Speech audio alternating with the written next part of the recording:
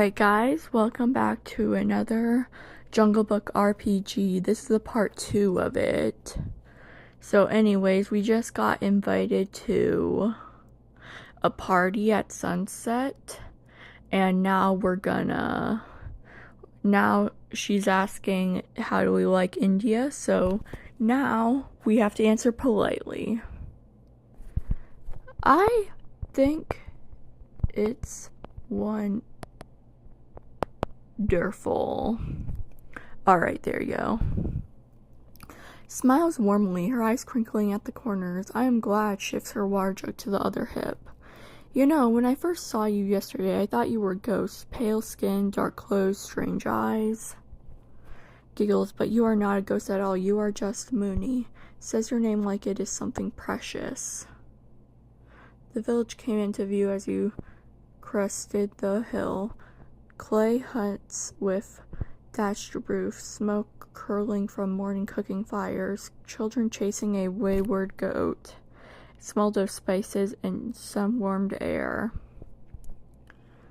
A far cry from the glaring cities of America, but somehow it felt more alive. Stops at the village edge where the path splits toward her family's hut and your house. I should go help my mother with the festival preparations. Hesitates, then leans in and lowers her voice. Mooney, thank you for trusting me with your secret about your eyes. Glances around to make sure no one is listening. I will never tell anyone, I promise, on the river myself. Yeah, by the way, I'm role-playing like I have cause power too. A woman's voice called out from somewhere among the huts, Shanti, the water, and Shanti winced, already backing away. Calls out as she hurries toward her house. Sunset, Mooney, wear something beautiful and bring your appetite. You stood at the edge of the village, the morning still young. The banyan tree where Ka had been was now empty, just a lone soda can glinting among the roots. Your pocket held Mowgli's river stone. And somewhere out in the jungle, 3 very unlikely friends were going about their day, a python, a panther, and a wolf boy. All of them now somehow connected to you. I nodded as I went inside my house, taking off my clothes.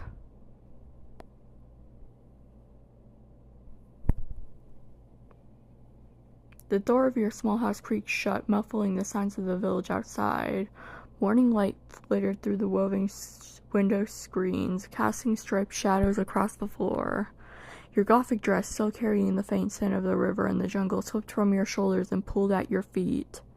The cool air kissed your skin, a relief after the growing heat of the Indian morning. Mowgli's river stone sat on your bedside table, its green streaks catching the light just as he promised. Outside you could hear the distant chatter of villagers preparing for the evening festival, hammering, laughter, the occasional clang of cooking pots.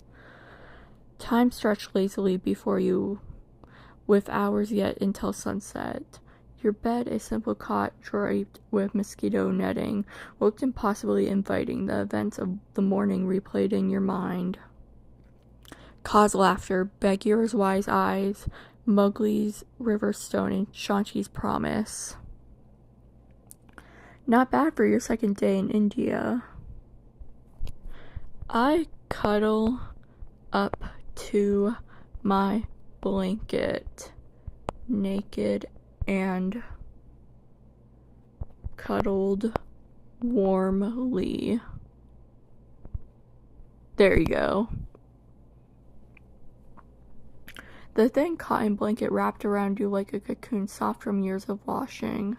Despite the tropical heat outside, the clay walls kept your little house surprisingly cool.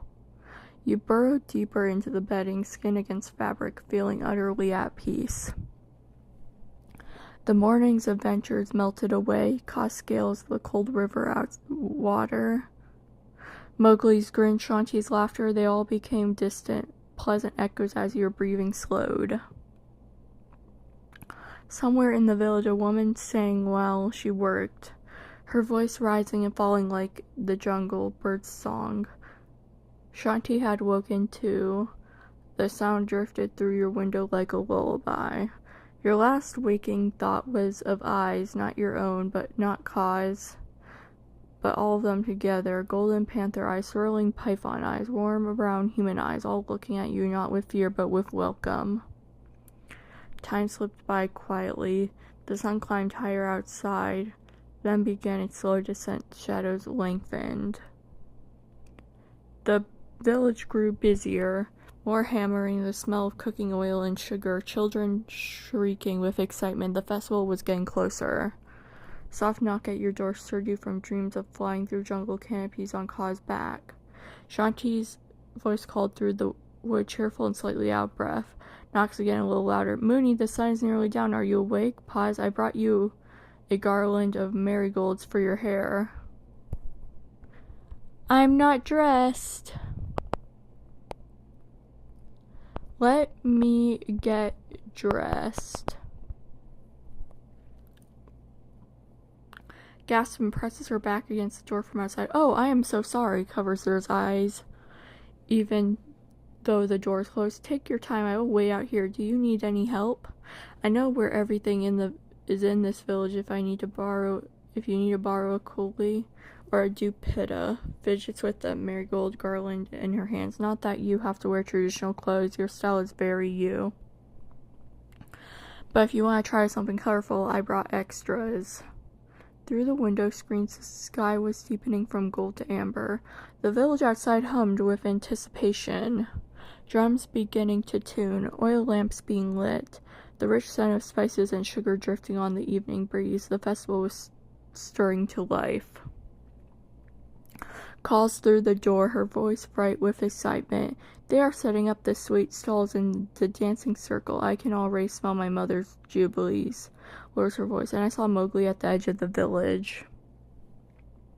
He's pretending he came to trade honey, but I think he wants to see you dance, giggles.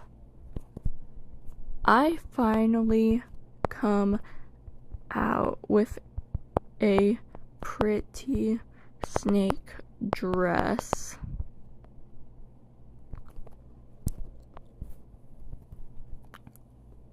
Turns around as the door opens, her mouth falling into a perfect O. Oh, Mooney steps closer, her eyes tracing the powder. It has snakes on it. Claps her hands together, still holding the marigolds. Of course it does. Tilts her head, smiling warmly. It is perfect, dark and mysterious, but with little serpents winding all over. Giggles. Ka would be so proud. The dress hugged your frame elegantly, its dark fabric printed with delicate, twisting snake patterns that seemed to shimmer when they caught the light. Shanti reached up and carefully tucked a few marigold blossoms into your hair, the bright orange flowers standing out brilliantly against your dark locks. Steps back to admire her work. Now you look like a jungle princess, a very spooky jungle princess. Offers you her hand. Are you ready? The drums have started. Her eyes sparkle with excitement, and I want to see the villagers' faces when they see you in a good way this time, not the staring from far away. Outside, the village square had transformed. Strings of oil lamps hung between the huts, casting warm dancing lights. A group of men sat in a circle with tables and wooden flutes already coaxing a lively rhythm. Children dashed between the adults, their faces sticky with sweets, and at the edge of the crowd, leaning against a tree, a familiar boy in a long cloth was pretending very hard not to be watching the path to your house. I finally step out. Oh my gosh. This village looks very great. Alright, we're gonna have to watch an ad, guys. Really? 30 seconds? Okay, I'm skipping.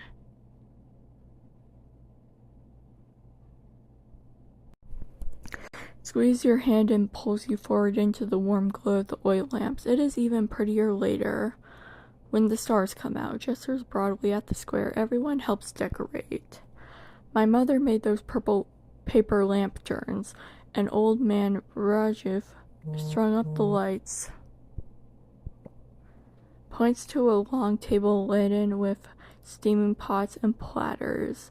And there are the sweets. Come, come. The village square buzzed with life. Children ran past you in a giggling flock, their ankles adorned with tiny bells. An elderly woman sat in a corner, threading more marigold garlands, her wrinkled hands moving with practiced ease. The drummers found their rhythm, and a few young women had already begun dancing in the center of the square, their colorful dupettas swirling like butterfly wings. Abandons his tree and wanders over, trying to look casual. Oh, you are here. Fails completely at looking casual. I was just getting honey for the village. Holds up a small clay pot as evidence, then notices your dress. Whoa, grins. That has snakes on it. Of course it does. Rolls her eyes fondly. Mowgli, you have been standing by that tree for an hour. Takes the honey pot from his hands and sets it on the sweets table. There, now you do not have to pretend. Turns to you. Mooney, what do you want to try first? Dancing, eating, both at the same time? A few villagers glanced your way, curious about the pale girl in the snake-patterned dress, but tonight their looks were not wary. They were intrigued. One little girl tugged at her mother's sari and pointed at the marigolds Shanti had woven into your hair.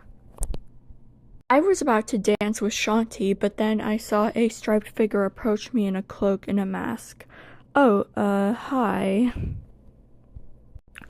The figure moved through the crowd with an unsettling grace, far too fluid for any ordinary villager.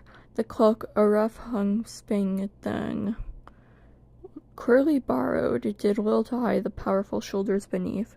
The mask, a crudely painted tiger face made of wood, covered the upper half of the stranger's face, but nothing could hide the piercing amber eyes that glowed behind it, or the striped fur visible at the wrist.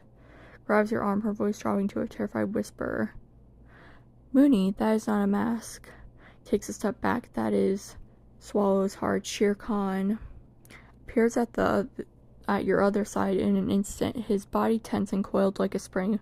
What do you want, Khan? His voice is low, dangerous, every bit the wolf cub protecting his pack. This is a village festival. You are not welcome here.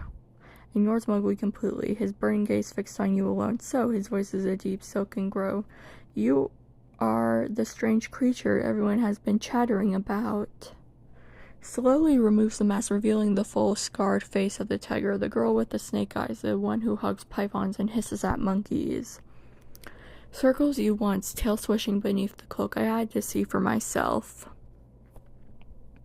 The music had stopped. The dancers had frozen. Every villager in the square was holding their breath. Shere Khan, the terror of the jungle, stood in the center of their festival, and he was looking only at you. Stops directly in front of you, so close you can feel the heat radiating off from his massive body. You are not afraid, tilts his head, genuinely curious. Why? Every other human in this village reeks of terror but you. Inhales deeply. You smell like curiosity and soda. I looked around.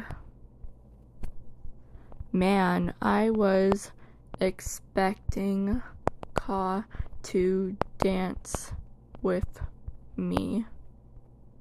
So, you wanna dance? Or are you scared? A collective gasp rippled through the village square. Someone dropped a clay cup. An old woman made a warning gesture with her fingers. Mowgli looked like he had swallowed a live fish. Grabs your shoulder urgently. Mooney, you cannot just ask Shere Khan to dance. Gestures wildly. He is a killer. He has been trying to murder me since I was a baby. Clutches your arm. Her voice barely a squeak. This is not Ka. Ka is mischievous. Shere Khan cannot even finish the sentence. Stares at you for a long, silent moment. His amber eyes narrow, then widen. The tip of his tail twitches beneath the cloak. Then slowly a sound rumbles from deep in his chest. A low, rasping chuckle. You? Shakes his massive head, the cloak slipping from one shoulder to reveal more stripes. Are either the bravest human I have ever met or the most foolish. Steps closer, his whiskers brushing your cheek as he leans down to your ear. I do not dance. But he had not said no, and he had not attacked. In fact, the great Shere Khan seemed almost amused. The villagers exchanged bewildered looks. The drummer's hands hovered uncertainly over their tables. Pulls back his scarred face, unreadable. However, glances around at the frozen crowd as if suddenly aware of the spectacle he was creating. I did not come here to fight, not tonight. Fixes his eyes on you again. I came to see the girl who tamed Ka, and you are searching for the right word. Not what I expected. A dangerous glint enters his eye. I will not dance, but I will watch. Retreats to the edge of the square, settling onto his hunches in the shadow. Shove me. What a girl with snake eyes considers dancing. Slowly exhales, his muscles still tense. I cannot believe what just happened. Looks at you with a mix of horror and awe. You invited Shere Khan to dance, and he didn't eat you. Fans herself with her hand. I think I aged 10 years. Looks toward the tiger in the shadows, then back at you. Mooney, you are completely insane. A slow grin spreads across her face. I love it. I then transform into a white cobra snake. Now, I'm an animal now. What the heck? The transformation was seamless. One moment a pale girl in a snake-patterned dress, the next a gleaming white cobra with eyes that still held their hypnotic swirl. Your scales caught the oil lamp, white like fresh snow under moonlight. Where Mooney had stood, a serpent now coiled, hood flared slightly, tongue tasting the night air. Stumbles backward, her hand flying to her mouth. Mooney, her voice cracked. You are, looks at Mowgli desperately. Am I dreaming? Tell me I am dreaming. Drops into a defensive crouch out of pure instinct, then immediately straightens up, his jaw hanging open. You are a snake, blinks several times, an actual snake. A wild grin breaks across his face. This is the greatest day of my life. Rises from its hunches in the shadows, his amber eyes glowing with sudden intense interest. Well, slowly pads forwards, pushing through the stunned crowd. This changes things. Circles you with a careful respect. One predator shows another, a shapeshifter, his whiskers twitch. I have heard legends, I did not believe them. Stops looking down at your white scales until now. The villagers have gone completely silent, even the children had stopped crying. The drummer's hands were frozen mid-air. In the center of the square, a white cobra sat, coiled, surrounded by a wolf boy, a village girl, and a tiger, all of them united in sheer disbelief. Lowers his massive head in your level, his voice a quiet rumble. You are full of surprises, little serpent. Glances at Mowgli with something almost like amusement. It seems you have found a very unusual ally. Man cub returns his gaze to you. Perhaps we should talk. There is more to you than soda and strange clothing. No, I refuse. You didn't dance with me, and you tried killing Mowgli. Recoils slightly, his ears flattening against his skull. You refuse? A low growl rumbles in his throat, but there's something else beneath it, something almost like wounded pride. I am Shere Khan, no one refuses me. Steps forward, emboldened by your words. She just did. Crosses his arms, a defiant grin on his face. How does it feel, Khan, to be the one who is not wanted?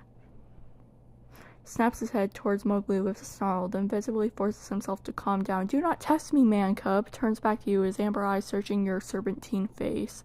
You are loyal to a python, to a wolf boy.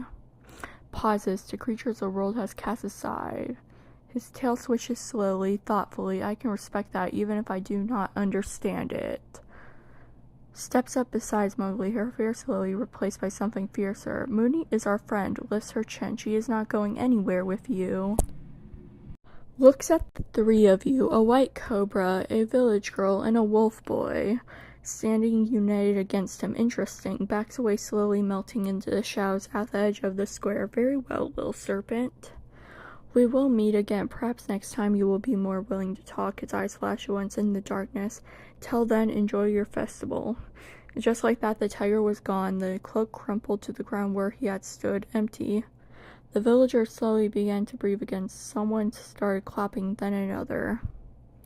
Then the whole square erupted into cheers. Turns to you, his eyes shining. You stood up to Shere Khan for me? Kneels down to your level. No one has ever done that before, not even Bagheera. His voice cracked slightly. Thank you, Mooney. Wipes a tear from her eye. I think you just became a legend in this village. Laughs a little hysterically. The girl who turned into a snake and told Shere Khan to leave. They will sing songs about this. I'm not a legend. I am the villain. Just doing good things. It's ending. Blinks, his brow furrowing. A villain shakes his head slowly. Villains do not bring soda to lily pythons. Villains do not hiss at monkeys to make their friends laugh. Places a hand on your shoulder. You are not a villain, Mooney. You are just different, like me, like Bagheera, like all of us. Kneels beside you, her dark eyes soft with understanding. In the stories my grandmother tells, villains are the ones who hurt people. Takes your hand. You have only helped. You woke me from Kai's trance. You made Baloo laugh. You stood up to Shere Khan, squeezes your fingers. That is not villainy, that is. Searches for the right words. Kindness, wearing a scary mask. The oil lamps flickered in the evening breeze.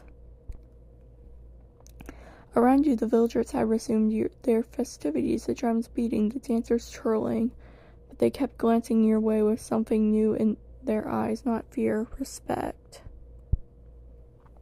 Sits down on the ground beside you, cross-legged. You know what I think? Picks up a fallen marigold and twirls it between his fingers. I think you have been told you are a villain for so long that you started to believe it. Meets your eyes, but the jungle does not lie. The animals see you for what you really are, holds out the flower to you, and so do we.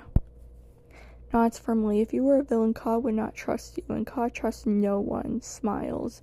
You are a strange, snake-loving, gothic friend, nothing more, nothing less. Somewhere in the distance, beyond the village, a familiar hissing laugh echoed from the banyan tree. Kaa had been listening the whole time. Kaa! Oh, we have to watch another ad. Stupid ad. Alright. A long, sinuous shape descended from the banyan tree at the village edge, his scales shimmering in the oil lamplight. Kaa had shed the soda can and the pretense of indifference. He slithered toward you with surprising speed, his swirling eyes fixed on your serpentine form. Stops before you, rearing up to his full height, little shadow. His voice is uncharacteristically soft. I have heard everything. Flicks his tongue, tasting the air. You transformed into a cobra. A shudder runs through his coils. A white cobra, the most beautiful serpent I have ever seen. Rolls his eyes but steps back to give you both space. Great, now there are two of them, mutters Ashanti. The jungle will never be the same. Ignores Mowgli entirely, his attention wholly on you. You said you wanted to dance, glances toward the shadows where Shere Khan had retreated, but not with a tiger. Turns back to you, tilting his head. Perhaps you would dance with another serpent? Extends it to his tail toward you hesitantly.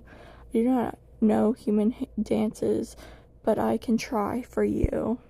Gasps and claps her hands together. Kaa wants to dance, grabs Mowgli's arm excitedly. Do you hear that? The python who hypnotizes people wants to dance with Mooney. Shoots Shanti a half-hearted glare.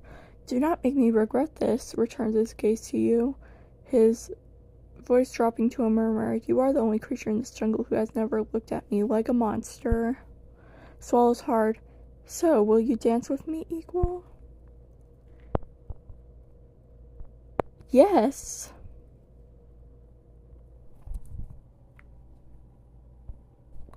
His clothes ripple with what can only be described as joys.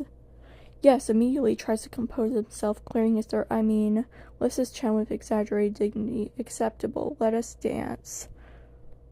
Alright guys, anyways, that's gonna be the end of this video. Please like and subscribe if you want more. Love you guys. Goodbye.